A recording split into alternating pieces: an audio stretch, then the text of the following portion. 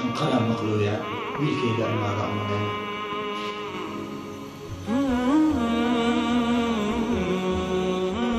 maasha allah wiilkayga kaale bal maxaa kugu dhacay? Anaa ku imaanaa marbolsaan fadhiyaa oo ku imaanaa, okay?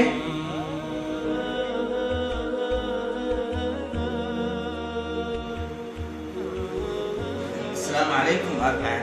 وعليكم السلام ورحمة الله وبركاته. wiilkayga see tahay xaaladaada? Alxamdulilah waa fiicana seeta adi xaaladaada akhbaartaada. alxamdulilah aad macana kuu fiican aniga. maxaa kugu dhac baryahan waa murugaysantaha adiga dhan maxaa kugu dhacay sheegba? wax may u dhicin aabilaad xoogaa muruga ii sheeg hee wiilkaygiio maxaa kugu dhacay murugta ku haysato ayaantan dhan maxaa waaye murugteeda waaye wiilkaygiio maxaa kugu dhacay wax kasta xalay leeyihiin ii sheeg bal maxaa kugu dhacay wiilkaygiio?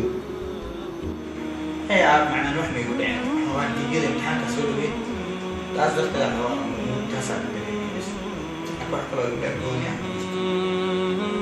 waa gartay wiilkayga waa gartay hal mid iga dhegayso markay arrin ku haysato waxaa ku celcelisaa oo dhahdaa allaahumma laa sahla ilaa maa jacaltahu sahla wa anta tajcalu alxusna idaa shi'ta sahla. ducadaas ku celcelin insha allah wiilkaygiyo wax dhib ma arkaysid wixii horumarkaaga aniga waan jeclahay. imtixaankas insha allah natiijada waxaa keen doontaa darajada ku sarayso insha allah keen doontaa ducadaas ku celceli insha allah arrintaas inaad fahantaa rajaynaa wiilkaygiyo. إن شاء الله أب معانا إن شاء الله دعاء أي شيء إن شاء الله وعقصنا وقصته يعني أنا يعني عشرة توكله وأنا كنا صرت وأنا ذا برارين تاي وعقلين تاي مرة بقيل كربتها لنتهي أب معانا إن شاء الله عدم إحنا ما نرسي على رواء هاي ويلكيجيو إن شاء الله دعاء الأمر سمر كاو دحيس إن شاء الله دعاء إلى ويلكيجيو الله يحفظك إن شاء الله بعد إني بسيطة إن شاء الله.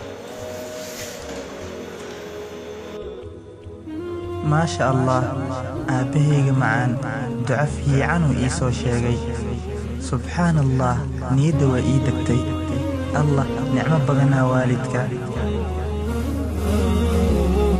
mar kasta waxaa fiican in ubadka niyadda loo dhiso la dhiirigeliyo si fiicanna loo tarbiyeeyo waa nicmo uu allah subxaanahu wa tacaala inagu manaystay